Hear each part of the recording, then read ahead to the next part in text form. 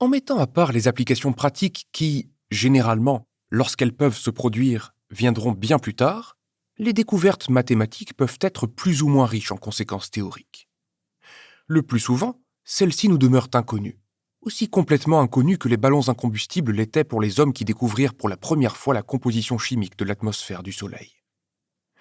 Comment devons-nous alors choisir les sujets de recherche ? Ce choix délicat est un des points les plus importants de la recherche. C'est d'après ce choix que nous formons en général un jugement sur la valeur d'un scientifique. C'est déjà là-dessus que nous basons notre jugement sur les étudiants en recherche. Des étudiants m'ont souvent consulté sur le choix d'un sujet. Quand on me demande un tel conseil, je le donne volontiers, mais je dois avouer que, provisoirement bien sûr, j'ai tendance à classer celui qui me le demande dans les gens de second ordre. Dans un domaine différent, c'était également l'avis du grand indianiste Sylvain Lévy, qui m'a raconté que, quand cette question lui était posée, il avait envie de répondre « Mon jeune ami, vous avez suivi mes cours pendant 3 ou 4 ans et vous n'avez jamais rien vu qui a besoin d'être approfondi ?» Mais comment diriger ce choix important et difficile ? La réponse ne fait guère de doute. C'est la même réponse que celle que nous a donnée Poincaré à propos des moyens de la découverte. La même pour le moteur que pour le mécanisme. Le guide à qui nous devons nous fier est ce sens de la beauté, cette sensibilité esthétique spéciale dont il nous a souligné l'importance. Comme le note également Renan, chose curieuse, il existe un goût scientifique, exactement comme il y a un goût artistique ou littéraire, et ce goût peut être plus ou moins sûr selon les individus. Sur le caractère fécond de nos futurs résultats, à propos duquel nous ne savons le plus souvent rien à l'avance, à strictement parler, ce sens de la beauté peut nous renseigner et je ne vois rien d'autre qui nous permette de bâtir des prévisions. Du moins, contester cela me semblerait n'être qu'une question de mots. Sans rien savoir de plus, nous sentons que telle direction de recherche vaut la peine d'être suivie. Nous sentons que la question mérite en elle-même l'intérêt et que sa solution sera d'une certaine valeur pour la science, qu'elle permette ou non des applications futures. Chacun est libre d'appeler cela un sentiment de la beauté ou non. C'est indéniablement ce que pensaient les géomètres grecs quand ils ont étudié l'ellipse, car ils ne pouvaient penser à autre chose. Quant aux applications même totalement imprévues, elles se présentent le plus souvent plus tard, lorsque notre sentiment initial a été le bon. Je citerai 1 ou 2 exemples personnels, m'excusant de cette intervention répétée de mon propre cas, sur lequel je suis naturellement spécialement renseigné.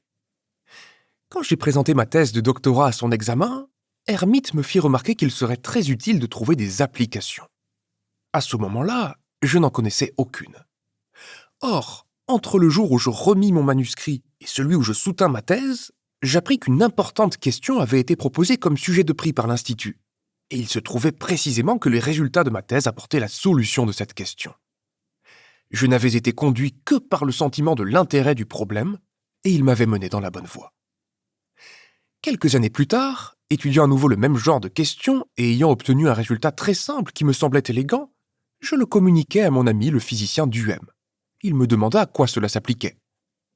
Quand je répondis que, jusque-là, je n'y avais pas réfléchi, Duhem, qui était un remarquable artiste en même temps qu'un physicien éminent, me compara à un peintre qui commencerait par peindre un paysage sans quitter son atelier et qui, ensuite, partirait se promener pour découvrir dans la nature un paysage s'adaptant à sa peinture.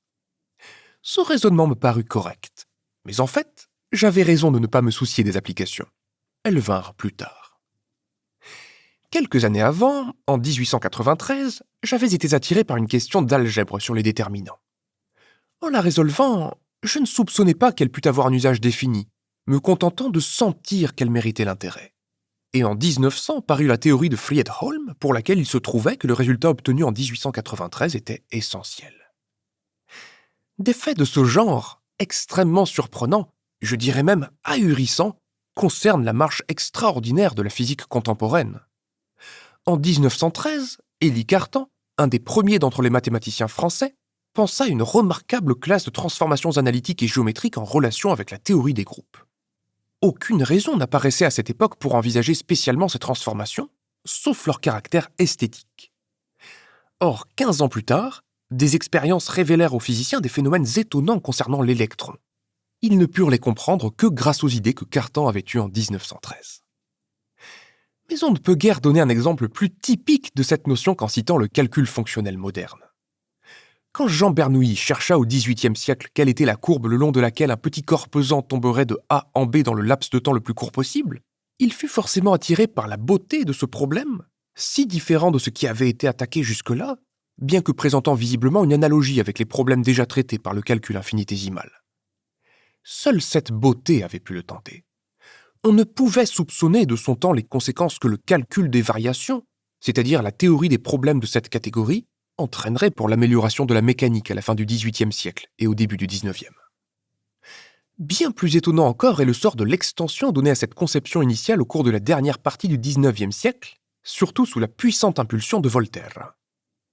Pourquoi le grand géomètre italien a-t-il été conduit à opérer sur les fonctions comme le calcul infinitésimal opère sur les nombres, c'est-à-dire en considérant une fonction comme un élément continuellement variable?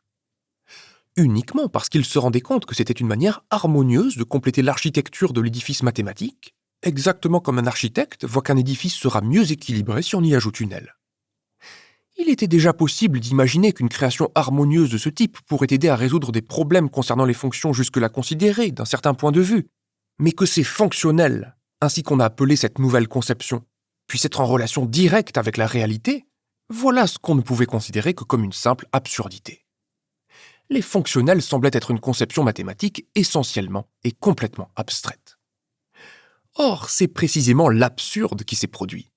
Si peu intelligible et concevable qu'elle puisse sembler aux yeux des physiciens contemporains, dans la théorie récente de la mécanique ondulatoire, la nouvelle notion, dont le maniement n'est accessible qu'aux étudiants déjà familiers avec le calcul très avancé, est absolument indispensable pour représenter mathématiquement tout phénomène physique. Chacun des éléments observables comme la pression, la vitesse, etc., qu'on avait l'habitude de définir par un nombre, ne peut plus être considéré comme tel, mais est représenté mathématiquement par une fonctionnelle. Ces exemples apportent une réponse suffisante au doute exprimé par Wallace sur la valeur du sens de la beauté en tant que moteur de la découverte. Au contraire, dans notre domaine mathématique, il semble que ce soit à peu près le seul utile. Nous voyons encore une fois comment la direction de la pensée implique des éléments affectifs, et ceci est tout spécialement le cas pour la continuité de l'attention, cette fidélité de l'esprit à son objectif dont nous avons signalé l'importance au chapitre 4, avec l'exemple d'une question de géométrie analagmatique. À ce stade, comme pour l'inspiration, le choix est dirigé par le sens de la beauté, mais cette fois, nous nous y référons consciemment alors que, dans l'inconscient, ce sens travaille à nous donner l'inspiration.